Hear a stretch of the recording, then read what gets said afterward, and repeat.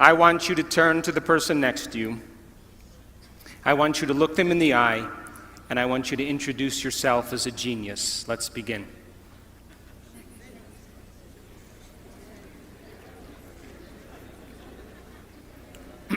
Now, how many people in this audience believe in the idea that the way you think has some effect on your life? That your thoughts are intimately connected to your future? How many people think that? So your thoughts in some way create your reality. You believe that? So how many people in this audience have a clear vision of their future? You see, you think 60 to 70,000 thoughts in one day. Out of those 60 to 70,000 thoughts that you think in one day, 90% of those thoughts are the same thoughts as the day before. So if you believe that your thoughts somehow are connected to your life, then the same thoughts always lead to the same choices. The same choices always lead to the same behaviors. The same behaviors create the same experiences, and the same experiences produce the same emotions. And those very same emotions drive the very same thoughts. And your biology, your neurocircuitry, your neurochemistry, your neurohormones, and even your genetic expression is equal to how you think, how you act, and how you feel. And how you think, how you act, and how you feel is called your personality. And your personality creates your personal reality. That's it. So then, if you wanted to create a new personal reality, a new life, then you would have to start thinking about what you've been thinking about and change it. You would have to become aware of your unconscious thoughts and observe them. You would have to pay attention to your automatic habits and behaviors and modify them. And you would have to look at the emotions you live by every single day that are connected to your past and decide if those emotions belong in your future.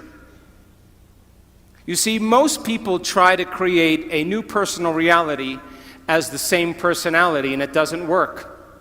You literally have to become someone else. So your brain is organized to reflect everything you know in your life. Your brain is a record of the past. It's an artifact of all the things you've learned and experienced to this moment. So if you wake up every morning and get out of bed on the same side, shut the alarm clock off with the same finger, shuffle into the bathroom and use the toilet like you always do, go and get a cup of coffee and drink coffee out of your favorite mug,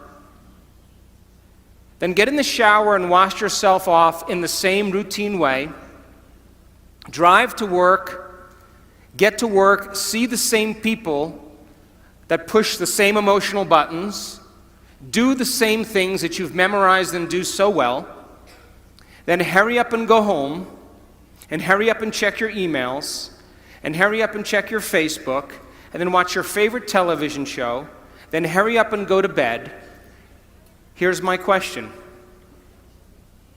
Did your brain change at all that day? We could say that you were thinking the same thoughts, performing the same unconscious actions, living by the same emotions, but secretly expecting your life to change. So there's a principle in neuroscience. And the principle says, nerve cells that fire together wire together. So if you're thinking the same thoughts, making the same choices, demonstrating the same behaviors, reproducing the same experiences that stamp the same networks of neurons into the same patterns, and then produce the same emotions, you're going to hardwire your brain into a very finite signature. Because as you fire and wire the same circuits in the same way, those circuits begin to become more connected. And by the time you're 35 years old, this is science now, we become a set of memorized behaviors, unconscious habits, automatic emotional reactions, beliefs and perceptions, and even attitudes that function just like a computer program. And if you do something over and over and over again, the repetition of those actions over time conditions your body to know how to do it better than your mind. And a habit is when your body knows better than your mind, where you've done something so many times that the body now knows how to do it better than the brain. And so 95% of most people's behaviors, attitudes, thoughts, beliefs, emotional reactions are subconscious programs. So why is that important? Because you're here this week to learn new information. And every time you learn something new, you make new connections in your brain. That's what learning is. Learning is forging new synaptic connections. Physical evidence as a result of your interaction in the environment and the footprints of consciousness is called learning, making new connections. And the Nobel Prize laureate Kandel in the year 2000 found that when people learned one bit of information, they doubled the number of connections in their brain from 1,300 connections to 2,600 connections. But if they didn't review that information, if they couldn't repeat it, if they couldn't remember it, those circuits pruned apart in hours or days.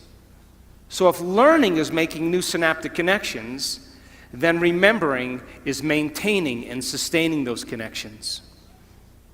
And you are here this week to learn vital information about creating a future and be defined by a vision of the future instead of the memories of the past. Because if you are not defined by some vision that is bigger than you, and you are not passionate about that vision, then you're left with the old hardware of the past in your brain, and you will be predictable in your life. So would you agree then? New thoughts, new information should lead to new choices. New choices should lead to new behaviors. And new behaviors should create new experiences. And new experiences should produce new emotions. And those new emotions should drive new thoughts. And that's called evolution. So if your brain is a record of the past, and you don't have a vision of the future, then you are living in the past. And you will never arrive at that new future. How many people understand what I'm talking about? So now, feelings and emotions are the end product of past experiences. And you can remember experiences better because you can remember how they feel. And when you're in the midst of an experience, all of your senses plug you into the environment. And as you're gathering all of this vital data from your external world, all that information rushes back to your brain, and it causes jungles of neurons to organize themselves into networks. The moment those neurons string into place, the brain makes a chemical, and that chemical is called a feeling or an emotion. And once you feel that emotion, you create a long-term memory. Now reason this with me. If feelings and emotions are the end product of past experiences, and you are feeling the same way every single day, doesn't that mean nothing new is happening in your life? And if those feelings and emotions drive certain thoughts, and you can't think greater than how you feel, because you had events in your life that have branded you emotionally, and you feel sadness or guilt or shame or unworthiness or insecurity, all of those emotions are created from past experiences. And when you feel those emotions, and those emotions drive certain thoughts, and then those thoughts make certain chemicals for you to feel the same emotion, and then those emotions drive certain thoughts, the repetition of that cycle then conditions the body to memorize that emotional state better than the mind. And now your body literally is in the past. Because if you can't think greater than how you feel, then you are thinking in the past. And so most people then spend the majority of their life talking about why they never arrive at their vision of the future because of some past experience. And so if feelings and emotions are the end product of past experiences, you remember your first kiss, you remember your wedding, you remember the birth of your children, you remember catching a fish off the coast of Manzanillo with your 3 best friends, because you caught the fish and it was a new experience and you felt great. And then you went to the casita and you cooked the mahi-mahi and you drank Sauvignon Blanc and the wind was blowing off the sea and the sun was setting and you made a long-term memory. But you also have memories that are connected to trauma and crisis, to disappointments. And those are the memories that people remember more than anything else. And so if you haven't overcome some emotion that keeps you anchored to the past, then you tell a story about the past. And people say, I am this way because of this experience that happened to me 15 years ago. I am this way because of some event that happened 30 years ago. And from a biological perspective, it means I haven't been able to change in the last 15 or 30 years. And Scientific American, a prestigious magazine, says that 50% of what you talk about in your past isn't even the truth. You make it up. Because you don't have the same brain that you did 15 years ago or 30 years ago. So then your brain and body are typically in the past because thoughts are the language of the brain and feelings are the language of the body. And how you think and how you feel creates your state of being. So if you think insecure thoughts, in a matter of seconds, you are going to feel insecure.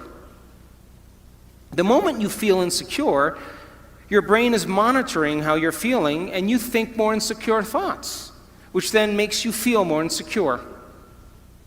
And the repetition of that cycle conditions the body to become the mind of insecurity. And then the person says, I am insecure. And whenever you say, I am anything, you are commanding your mind and body into a destiny. So then how do people change? They wait for crisis, trauma, disease, diagnosis, loss. Something has to go wrong in their life where they feel so uncomfortable that they finally make up their mind to change. And why is that? Because after the trauma or the crisis, they don't feel like of themselves. And the moment they don't feel like themselves, they could actually observe themselves, because they're looking at themselves through the eyes of someone else. But my message is, why wait? You can learn and change in a state of pain and suffering, or you can learn and change in a state of joy and inspiration.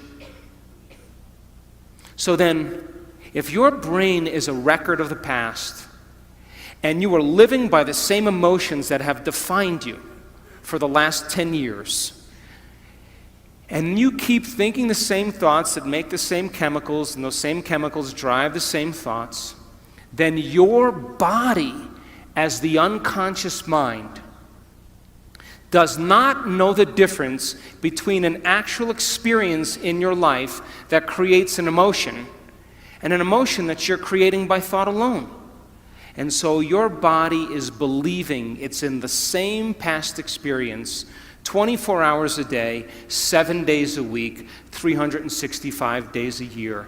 And your body is programmed into the past. And you can't create a new future holding on to the emotions of the past. How many people understand what I'm talking about?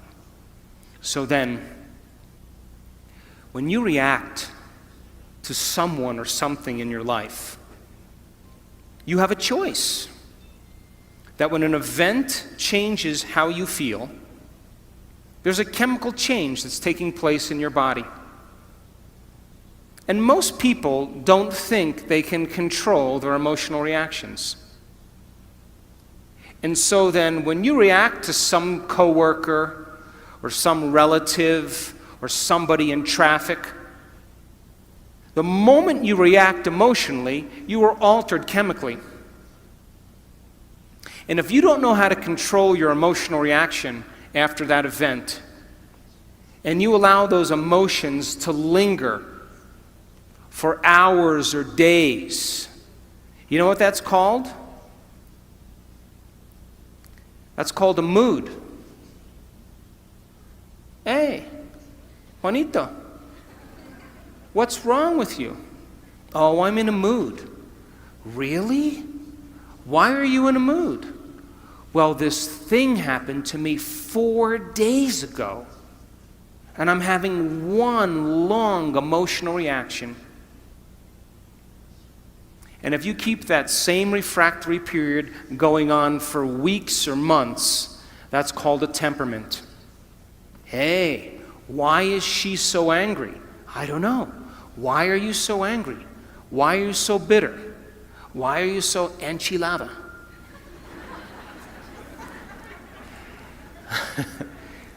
Because I had this experience 7 months ago, and I'm memorizing my emotional reaction.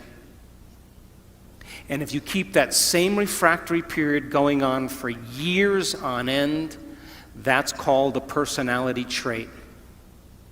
And people wear their emotions on their sleeve, and that's who they think they are. And they will talk about the past to validate why they're not creating the life that they want. So then if you wake up in the morning, Mexico City, and you are not being defined by a vision that's bigger than you, and it doesn't get you out of bed and inspire you into possibility, and you get up living from the old hardware of the past and the old emotions stored in your body, do you know what's going to happen to you? You're going to wake up and you're going to open your eyes and you're going to see the same people and go to the same places and do the exact same thing at the exact same time. And the moment you open your eyes, all of a sudden now, it's your external environment that's controlling how you think and feel. Because you have a neurological network in your brain for every person you know, every place that you go, everything that you own, everything that you do. And the moment you open your eyes and you see the same people and go to the same places and do the exact same thing at the exact same time, it's your external environment that's turning on different circuits in your brain, causing you to think equal to everything that you know. And you told me you believe that your thoughts have something to do with your destiny.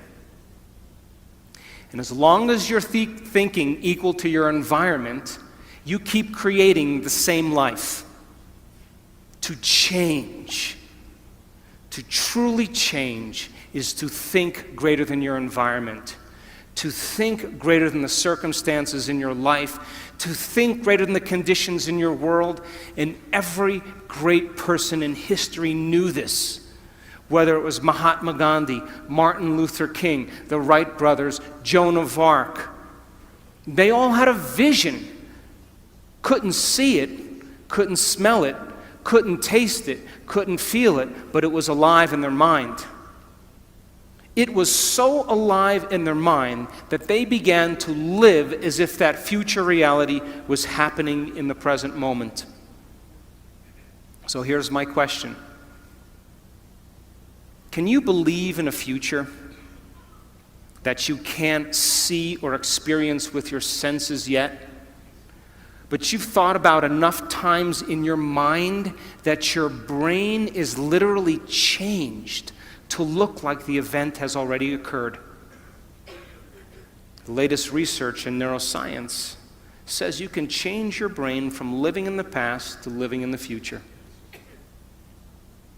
And can you fall in love with that vision to such a degree that you come out of your resting state and change guilt or suffering into inspiration and joy and gratitude?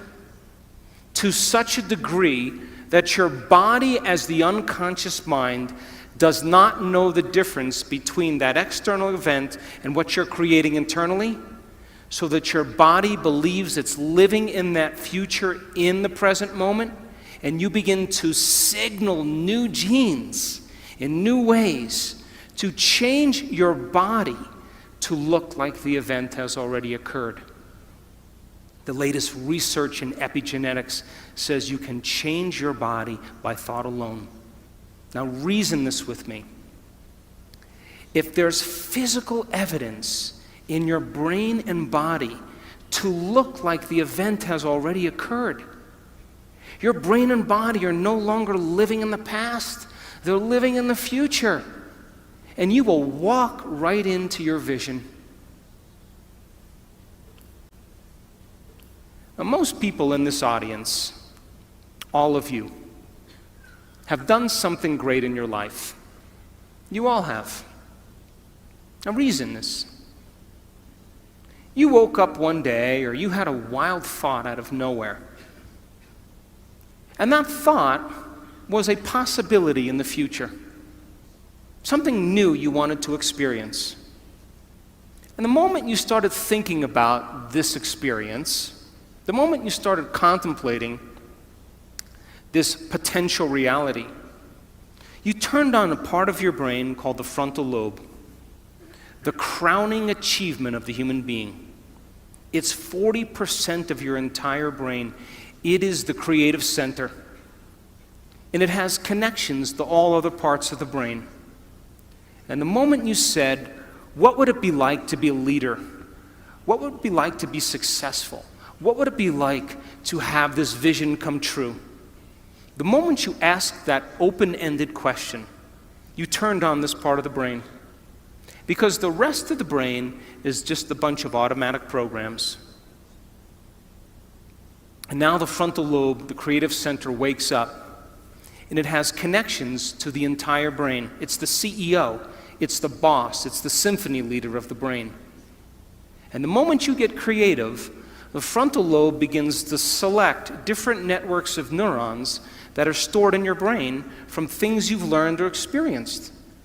And as you begin to think a what-if question, it begins to select these different networks and begins to seamlessly piece them together and making your brain fire in new sequences and in new patterns and new combinations.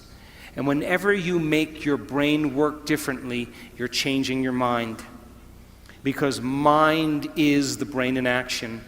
Mind is the brain at work. And the moment those neurons fire in tandem, you get a picture in your mind. a hologram, a vision, an abstraction. And for those people who are passionate, that thought that they're thinking begins to create an elevated emotion. They become inspired. They feel enthusiastic, in theos, filled with God. They become passionate. They started to open their hearts. And all of a sudden, they're combining a clear intention with an elevated emotion.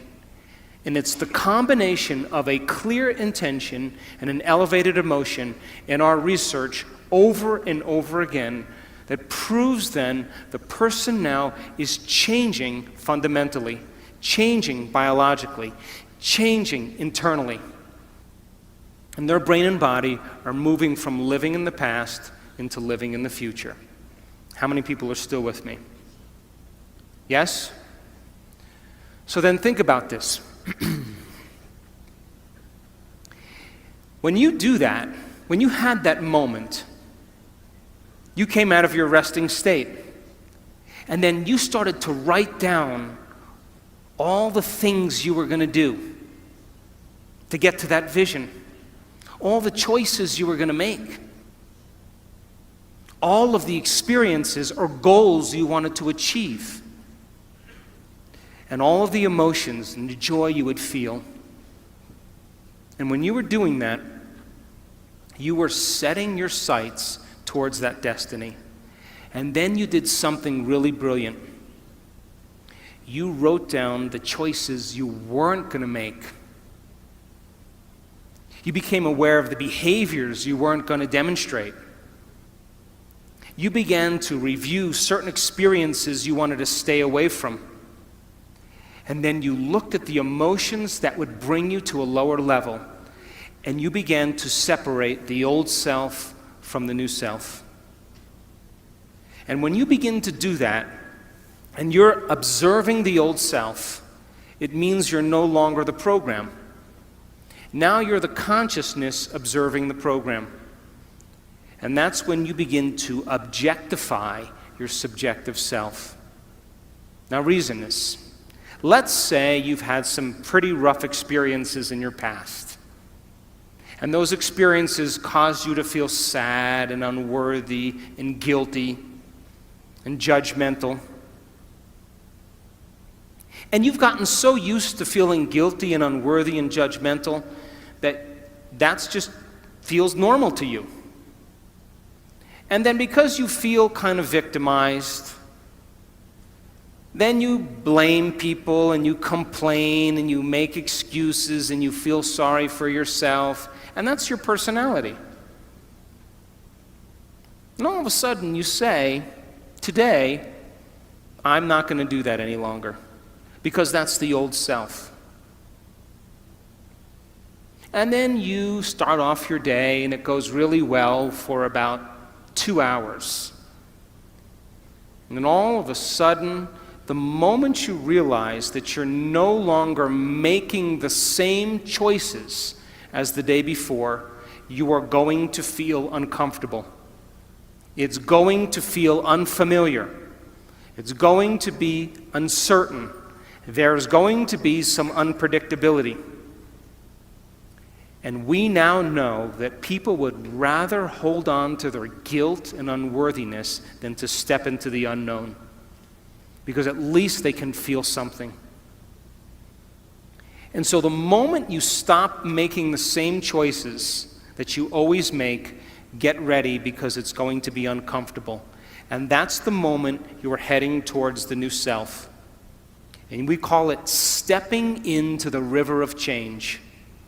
But now, remember, 95% of who you are is your body as the mind. You know, you've done something enough times that your body does it better than your brain. So you may actually complain unconsciously, because your body does it all the time.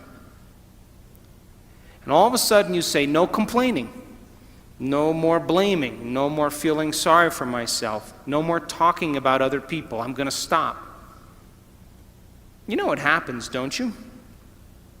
The body starts sending signals to the brain. The body's been conditioned that way. And all of a sudden, you start hearing the thoughts in your head that say, why don't you start tomorrow? Tomorrow's a better day. This is too hard for me, I can't change. Something's wrong with me. It's my mother's fault. It's my ex-husband's fault. It's my ex-wife's fault. I'm this way because of this event. Or the most important one, this doesn't feel right.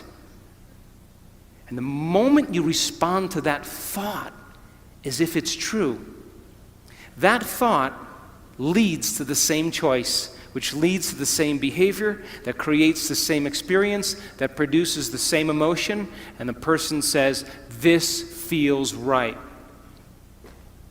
That feels familiar. Going from the old self to the new self, stepping into that void, stepping into that uncertainty, is the biological, the neurological, the chemical, the hormonal, genetic death of the old self. And people will say to us, well, in that unknown, I can't predict my life or my future. And we always say the same thing to them. The best way to predict your future is to create it, not from the known, but from the unknown.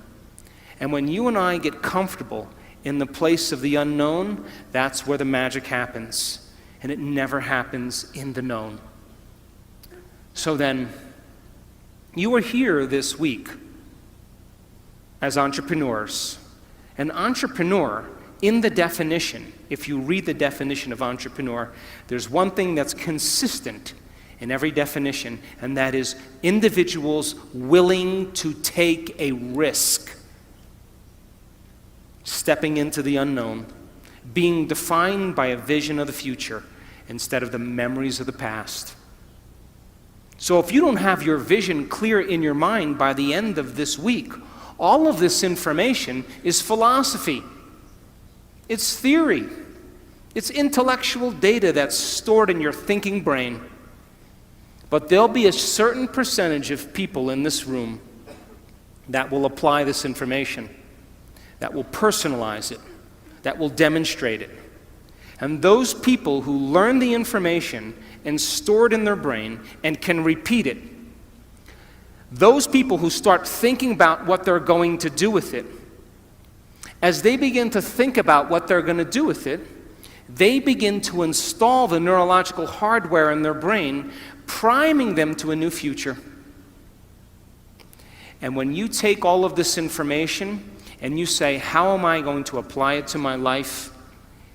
And you get your behaviors to match your intentions. You get your actions equal to your thoughts.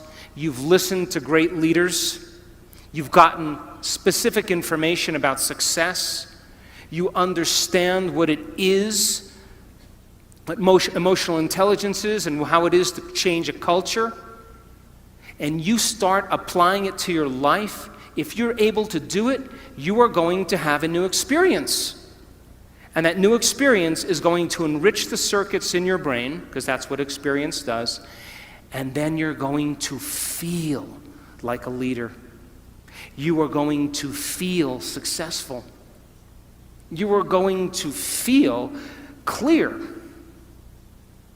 And the moment you feel that feeling, now you are teaching your body chemically to understand what your mind has intellectually understood. We could say that knowledge is for the mind and experience is for the body. And in that moment, you are embodying leadership.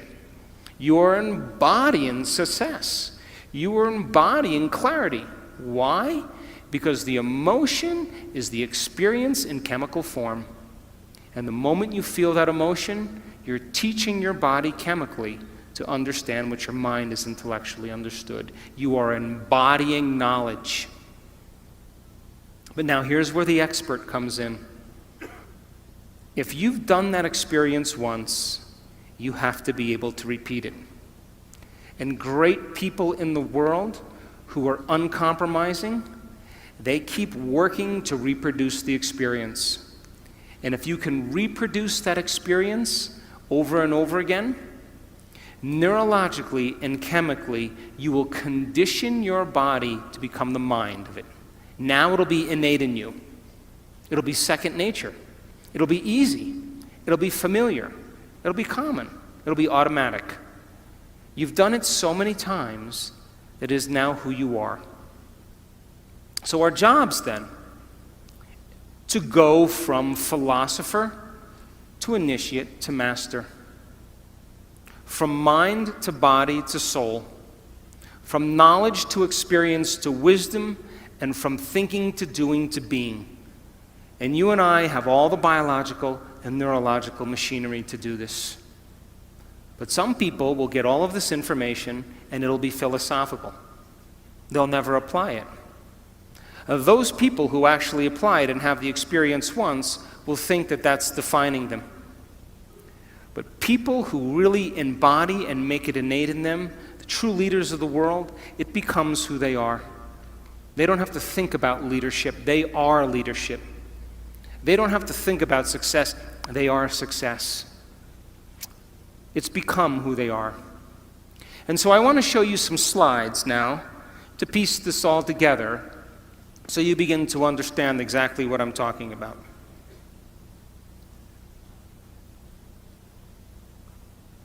I hope.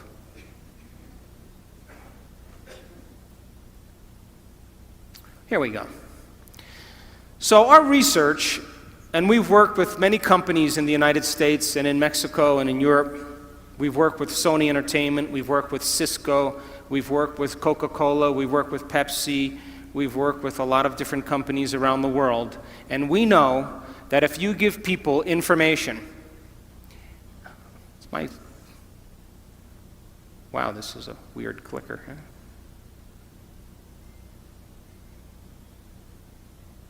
I guess I should point this way, huh?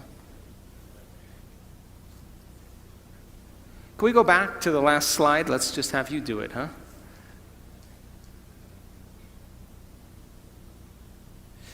We know that if you give people, is there no laser on this? Maybe my battery's dead. I have the what? I have a pointer? Come up here and show me. There's a pointer here.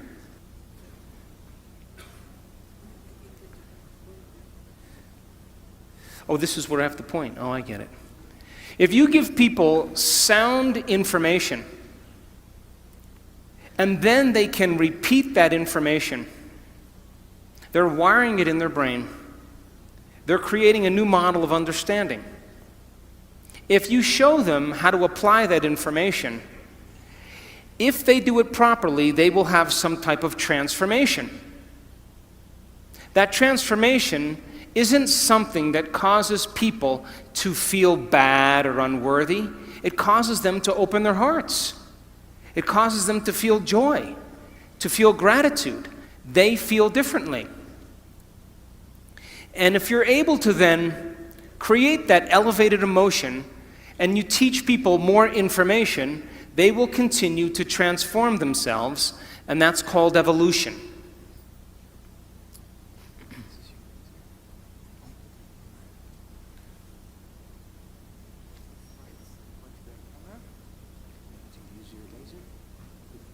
It's this one here? Is it there?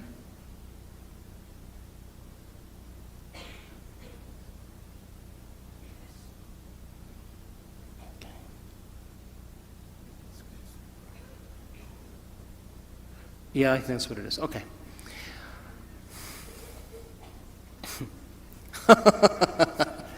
Oh, God. I'm pointing it at you. Oh, down there, way down there. Look, I'm pointing it down there. I'm hitting forward.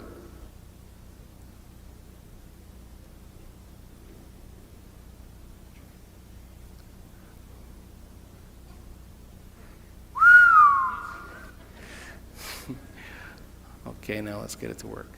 So, if you think the same thoughts always lead to the same choices. The same choices lead to the same behaviors. The same behaviors create the same experiences, and the same experiences produce the same feelings, and you're now caught in your old self.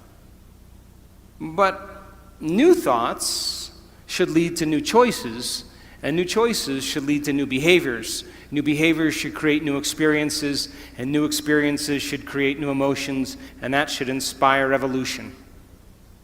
We say that your personality creates your personal reality. And your personality is made up of how you think, how you act, and how you feel. We could say that your personality is your state of being. So now, geniuses, if you keep thinking the same thoughts, keep demonstrating the same behaviors, keep living by the same feelings and emotions, your personal reality is going to stay exactly the same. But if you have new thoughts that lead to new choices, that demonstrate new actions, that create new experiences, that cause you to feel differently, you will begin to walk into a new future. How many people understand this? So most people try to create a new personal reality as the same personality, and it doesn't work. You literally have to become someone else. So, crossing the river of change, going from the old self to the new self, requires you stepping into the unknown. And if you are now in the unknown and you feel uncomfortable because you're leaving guilt behind, you leave unworthiness behind, you see, the biggest problem with most people is they want to create wealth, but they feel lack. They want a new life, but they feel unworthy. That's mind and body in opposition. And our research shows that you can teach people how to recondition their body to a new mind. And when that occurs, they begin to create very powerful things in their life. So now, let's talk about the neuroscience of culture, because there is a neuroscience to it. You have a brain that looks just like the person sitting next to you. And if I was to screw off the top of your heads and take out your brain and your partner's brain, someone sitting next to you, and I went like this, and I set them out, you probably wouldn't be able to tell them apart, because you share the same structure in your brain. And we call that universal traits, and we call it gross anatomy. Now, because you share the same brain as the person sitting next to you, you smile when you're happy, you frown when you're sad, you sleep at night, well, this is Mexico, you sleep kind of late at night and get up kind of late in the morning. Come on, I'm kidding. And, you grab a stick the same way, we speak a language, and because we share the same gross anatomy of the brain, we have very universal traits that we have in common. How many people are with me? But now, how your brain is wired is your individuality. And that's the minute architecture or the minute structure of the brain. So then, your brain is wired different than the person next to you because you have different experiences. But if you share the same experiences because you're in a relationship, then you have similar brains that are kind of relating. And relationships are built on common experiences. If we share the same experiences, we share the same emotions. And if we share the same emotions, we can relate with each other. So then, think about it like this. You have a hand. And because you have a hand, you have the same hand as the person next to you. There's only a certain amount of things you can do with your hand. But now, what makes you unique is your fingerprint. That gives you your individuality. And that is really the minute anatomy of something related to a hand. Are you with me? So now, what is the division that unifies both the universal traits and our individual traits? And the answer is culture. Culture. And culture is defined by the environment in which you live, the environment in which you work, the environment of your family. An environment is made up of just a few things. Are you ready? People, objects, things, places, time, pets, and that's pretty much your environment. So then, the culture of Mexico City, if I keep asking, I'll get it, huh?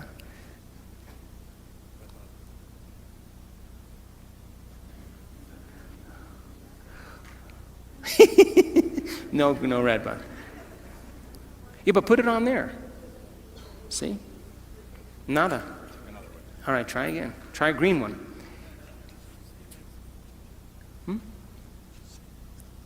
Okay, we're doing good. So the culture of Mexico City is defined by the environment. You eat certain foods, you like certain music, you relate with one another because of the environment in which you live in. And that culture is created from the environment, which is different than the culture of Mongolia, because it's a different environment, and they have different traditions, they have different customs, because they've had to survive in a different environment. And so what unifies individual traits and universal traits is called culture. Now think about this.